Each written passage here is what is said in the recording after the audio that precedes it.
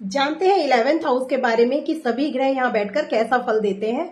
10th house तक हम complete कर चुके हैं। आज हम 11th हाउस जो कि आपके लाभ को दर्शाता है, आपकी इनकम को दर्शाता है और साथ ही आपकी सोशल नेटवर्किंग, आपका फ्रेंड सर्कल और बड़े भाई बहनों को दर्शाता है। यहाँ से ये सारी चीजें कैलकुलेट होती हैं और सबसे बड़ी बात, आपकी इच्छाएं जो आपके अंदर पनपती हैं वो पूरी होंगी या नहीं होंगी, वो भी 11th हाउस ही बताता है।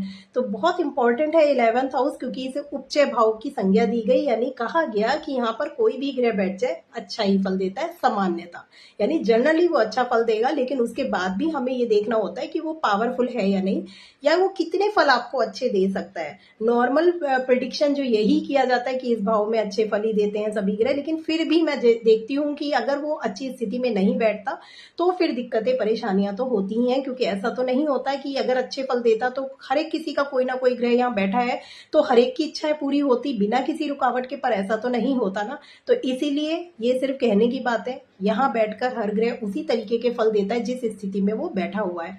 तो आइए जानते हैं, अगर यहाँ पे सूर्य देव विराजमान है तो वो कैसा फल देगा। उससे पहले बस आपसे एक छोटी सी रिक्वेस्ट कि प्लीज वीडियो को जब आप सुनते हैं तो कम से कम कमेंट में एक राधे राधे तो आप लिख ही सकते हैं। इससे आप भगवान का नाम भी ले लेंगे और मुझे भी थोड़ा सा मोटिवेशन मिल जाएगा अगर आप वीडियो को शेयर करने में थोड़ा सा प्रॉब्लम महसूस करते हैं तो चलिए बात करते हैं, हम आगे बढ़ते हैं। सूर्य देव यहाँ बैठेंगे तो सबसे पहले हमें उस ग्रह के कारक को देखना होता है कि आखिर वो ग्रह किस चीजों से रिलेट करता है। तो आप सूर्य को सरकार से देख सकते हैं कि सरकार का क्षेत्र सूर्य में आ जाता है, आपके पिता सूर्य है, आपका कॉन्फिडेंस लेवल, ये सब कुछ यानी नेतृत्व करने की क्षमता। तो अब आप नेतृत्व किस पे करेंगे, जिस भाव में सूर्य बैठता है उस भाव से रिलेटेड जो रिश्ते नाते हैं उन पे आपका नेतृत्व यानी लीडरशिप क्वालिटी आपके अंदर उन लोगों के ऊपर होगी। जैसे मित्र मंडली के ऊपर अगर आप देखें तो आप मित्र मंडली की होती है आपकी, तो आपका नेतृत्व चलता है, यानी सब आपकी सुनते हैं। यहाँ तक कि आप अपने बड़े भाई बहनों के सामने भी, उन बड़े भाई बहन अगर आपके हैं तो आप उनको भी थोड़ा सा अपनी बातों से इम्प्रेस कर पाते हैं, या आप उनसे बात करते हैं जैसे कि आप बड़े हो। तो ये चीजें आपके अंदर एक क्वालिटी के रूप में देखी जाती है।